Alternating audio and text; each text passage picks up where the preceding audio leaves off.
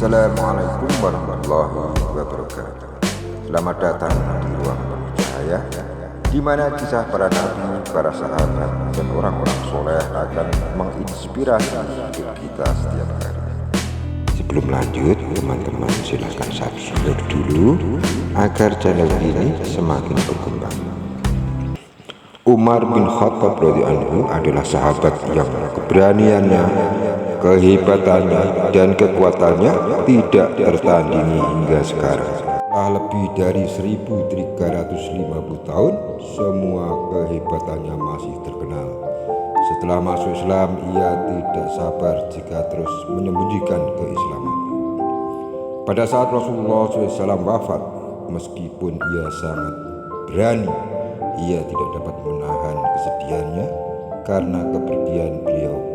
Dengan gemetar dan sedih, ia berdiri, mengangkat pedangnya, dan berkata, "Barang siapa mengatakan bahwa Rasulullah SAW telah wafat, akan kupenggal lehernya."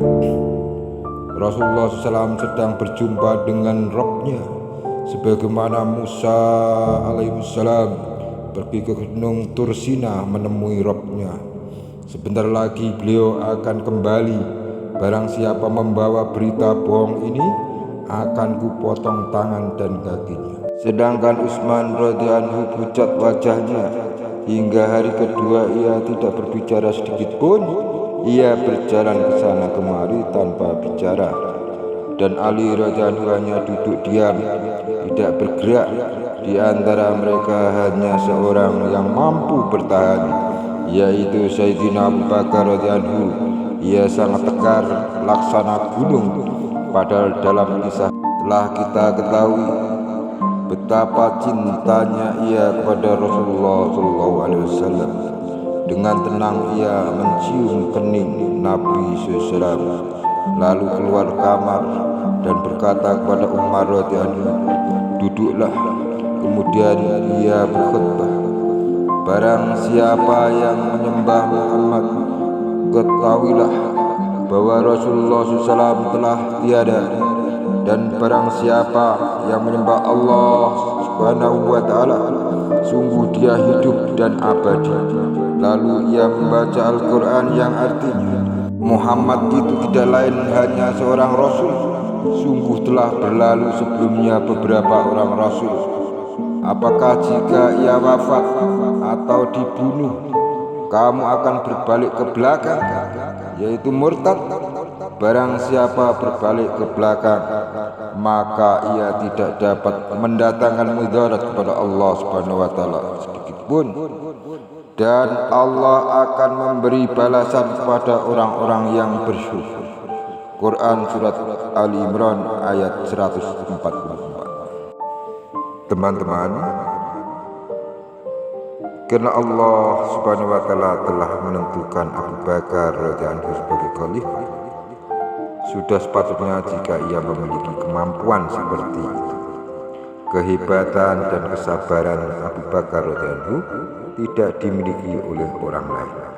Ia memiliki pengetahuan yang sempurna tentang penguburan dan warisan, pengetahuan yang tidak diketahui oleh orang lain. Sedangkan setelah Nabi SAW wafat, timbul perselisihan tentang pemakaman Nabi SAW, yakni di Mekah atau di Madinah atau di Baitul Maqdis. Abu Bakar radhiyallahu anhu berkata, "Aku mendengar Rasulullah SAW bersabda, tempat dikubur Nabi adalah di tempat ia meninggal dunia. Di mana ia meninggal dunia, disitulah ia dikubur." Lanjutnya, aku mendengar Rasulullah SAW bersabda, "Seorang nabi tidak memiliki waris. Semua hartanya yang ditinggal adalah sedekah."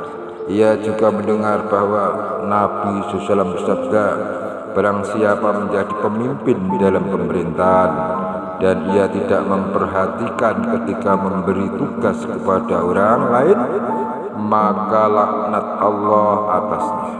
Sabdanya yang lain, orang-orang Quraisy berhak atas urusan ini, yaitu kepemimpinannya. Dan demikian kisah kesedihan Sayyidina Umar radhiyallahu ketika Rasulullah SAW wafat. Mudah-mudahan bermanfaat. Wassalamualaikum warahmatullahi wabarakatuh.